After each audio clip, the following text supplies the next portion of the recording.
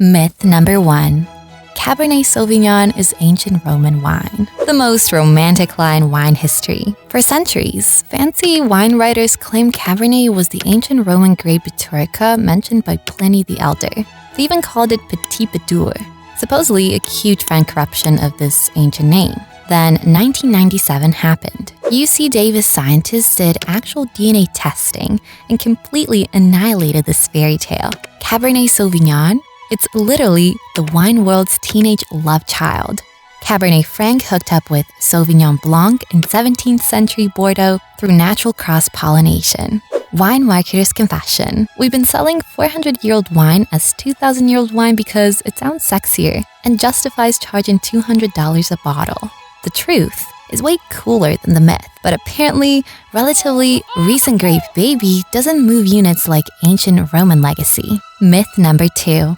All Cabernet Sauvignon is bold and tannic. Walk into any wine shop, and those brooding Cabernet bottles promise to wreck your mouth with tannins. Big, bold Cab becomes such a cliche that people avoid the grape entirely, assuming every bottle will taste like chewing on a leather boot. Sommelier reality check. I've served Loire Valley Cabernet that wine nerds mistake for Pinot Noir. Climate changes everything. Cool climate Cabernets from Tasmania, Loire Valley, or even high-altitude Chile produce elegant, medium-bodied wines that pair with salmon, not just steak.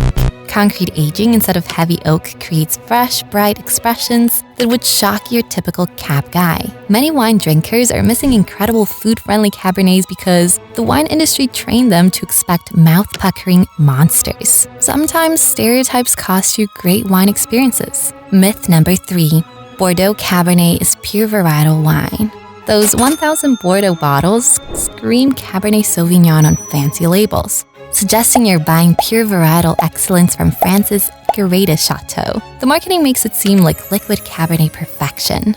Bordeaux winemaker confession. Our Cabernet blend is 45% Merlot this vintage, but don't tell the collectors.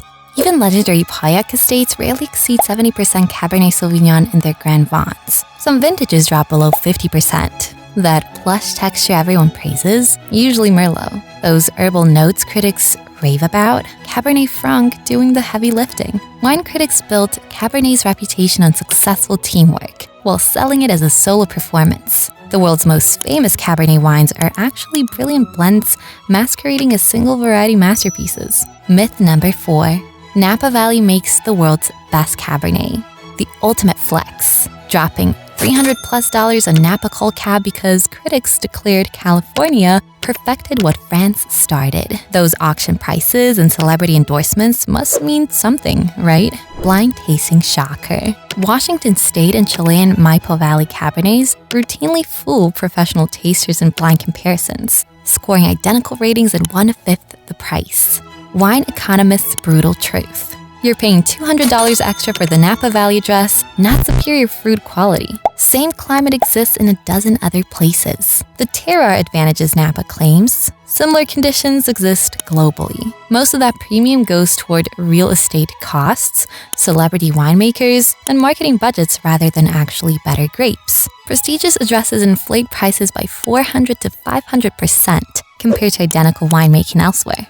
Myth number 5. Expensive Cabernet ages better than cheap bottles. The wine collecting gospel. Premium Cabernet from prestigious producers improves dramatically over decades, while cheap bottles peak early and die young. Justify that $500 bottle purchase with aging potential. Cellar master reality. I've tasted 15-year-old $25 Cabernets that developed beautifully, while some $200 bottles from hot vintages fell apart after 5 years due to excessive alcohol. Aging success depends on structural balance, proper acidity, and tannin integration, not price tags. Well-made, affordable Cabernets with good bones often outperform expensive bottles with poor structure. Most people never actually drink their investment wines after aging, making it impossible to verify whether that expensive bottle really improved more than the cheap equivalent stored under identical conditions. Myth number 6. Cabernet Sauvignon needs new French oak. Those signature vanilla, spice, and toast flavors supposedly require $1,200+ French oak barrels. Caperage costs get passed directly to consumers as premium complexity that's allegedly irreplaceable. Chilean winemaker's confession. Our internationally acclaimed Cabernet ages in concrete. New oak often masks fruit character rather than enhancing it. World-class Cabernets achieve stunning complexity using neutral oak, concrete, or stainless steel. Australian and South African producers regularly win international competitions using older barrels or alternative vessels. Consumers learn to associate oak spice with quality, allowing wineries to charge premium prices for expensive wood flavoring rather than superior grape expression. Sometimes the best Cabernet tastes like Cabernet. Myth number 7. Cabernet Sauvignon is always a safe choice. The default wine selection. Cabernet as the reliable crowd pleaser that never disappoints. Those familiar labels represent consistency and broad appeal, right?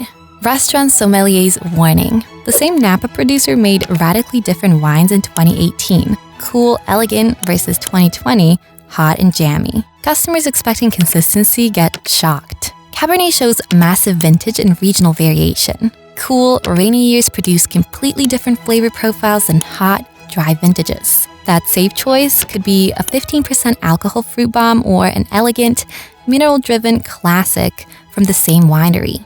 This reliability myth traps people in narrow flavor profiles. Many Cabernet loyalists would discover they prefer Malbec, Syrah, or Sangiovese, but the safe choice mentally keeps them buying the same disappointing wines repeatedly. Myth number 8. Old World Cabernet is more elegant than New World. The sophistication hierarchy drilled into wine students. European Cabernet displays restraint and terroir, while New World versions lack finesse. Traditional regions supposedly produce more refined expressions worthy of respect. Blind tasting judges' admission. I regularly mistake cool climate Chilean and South African Cabernets for classic Bordeaux. The gap has disappeared. Modern New World winemakers create incredibly elegant Cabernets indistinguishable from European styles in blind tastings, often with superior vintage consistency. Cool climate sites in Chile, Australia, and South Africa produce mineral-driven complexity, rivaling any French chateau. This elegance myth keeps pricing and prestige heavily skewed toward European addresses, despite quality parity.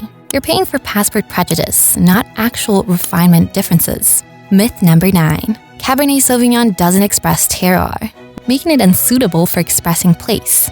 Master Sommelier's challenge. Blind taste Pauillac graphite minerality versus Coonawar's eucalyptus notes versus Maipo Valley's dusty earth. The differences are as clear as any Pinot Noir.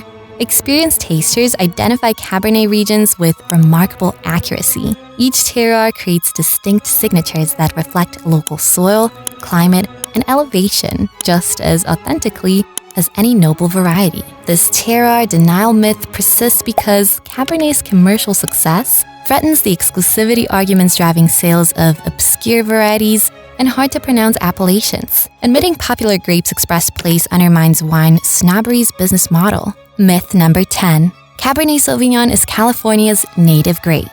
The American wine origin story positions Cabernet as California's signature variety, deeply rooted in the state's viticultural identity. Those historic Napa documentaries suggest the grape found its natural home in California soil.